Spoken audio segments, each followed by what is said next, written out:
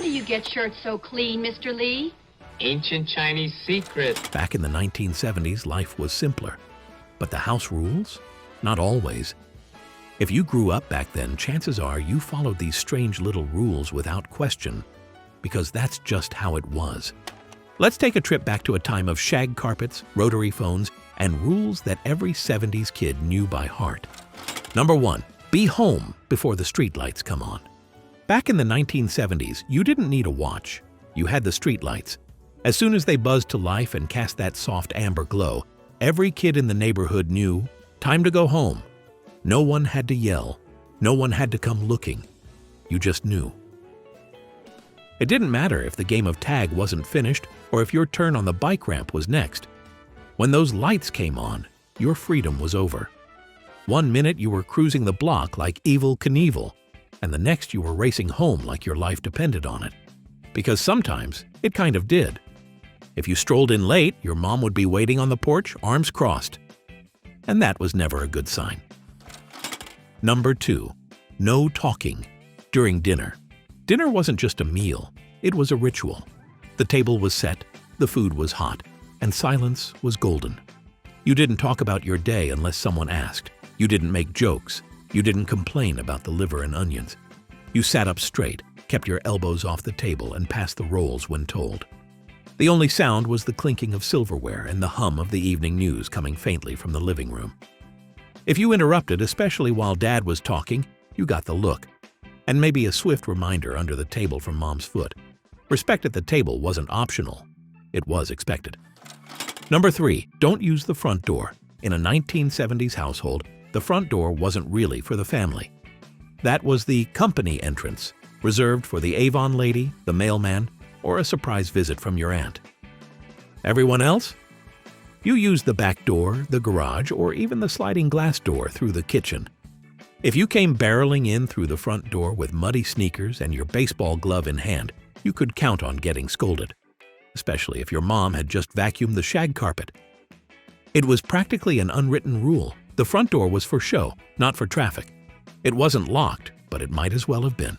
That's just the way things were. Number 4. Homework came after chores. Back then, schoolwork didn't come first. Responsibility did. As soon as you got home, the backpack hit the floor and it was straight to your list of chores. Maybe it was sweeping the kitchen, taking out the trash, folding laundry, or pulling weeds until the sun went down. It didn't matter how much homework you had or if there was a quiz tomorrow. The house came first. You didn't question it. You didn't negotiate. Your parents believed that pitching in built character. And if you finished before dinner, then you could worry about long division. Number 5.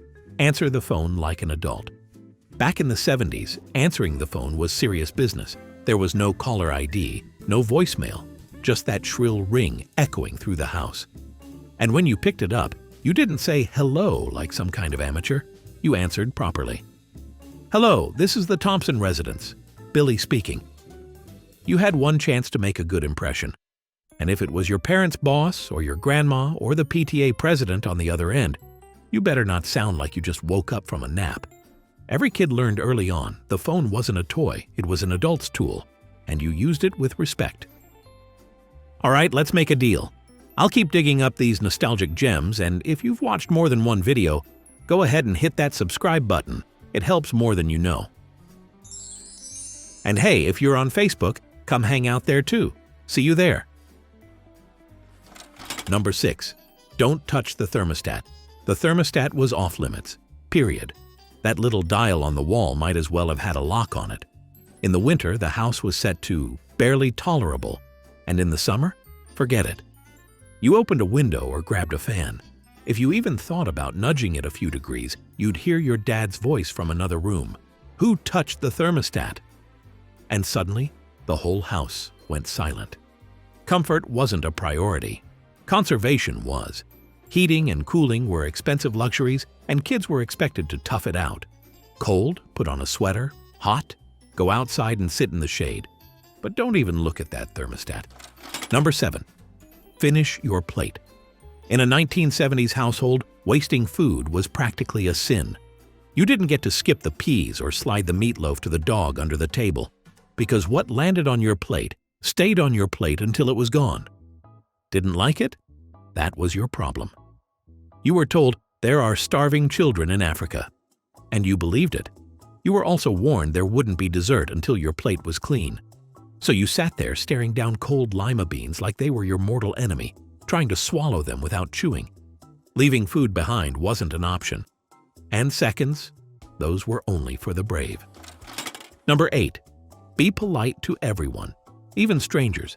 Good manners weren't optional in the 70s. They were expected. If you walked into a room, you said hello. If someone offered you something, you said yes, please, or no, thank you. And if an adult spoke to you, you made eye contact and responded with sir or ma'am, no matter who they were. It didn't matter if the person was a neighbor, a teacher, a stranger at the grocery store. You treated them with respect, even if you didn't feel like it, especially if you didn't feel like it. Parents didn't care if you were shy or tired. You were taught to be polite, to hold doors, to say, "Excuse me," and to never interrupt. It wasn't just about being nice. It was about representing the family, and if you forgot, you got a swift reminder the moment you got home. Number 9. Respect the TV schedule. Before DVRs and streaming, television was an event. You didn't just watch a show, you planned for it. Thursday at 8 meant the Waltons. Saturday morning meant cartoons. All morning, every network. If you were late, tough luck. You couldn't pause it. You couldn't rewind. The only hope was catching a rerun months later. Your whole family would gather around that massive wooden TV set, adjusting the rabbit ears and crossing your fingers that the reception held up. You didn't talk during the show. You didn't flip the channel. And heaven help you if you got up and blocked the screen. Missing your favorite show wasn't just inconvenient, it was devastating. Number 10. Memorize everyone's phone number. Your brain was your contact list. You knew your number, your best friend's number, grandma's number, and you knew them fast. Lose your little address book? Time to start dialing and hoping. Bonus, guests got the good towels. Every 1970s household had 2 sets of towels. The everyday towels, thin, slightly frayed, maybe a bit bleach-stained. And then the good towels. These were the plush, perfectly folded ones that lived in the linen closet, untouched by mortal hands.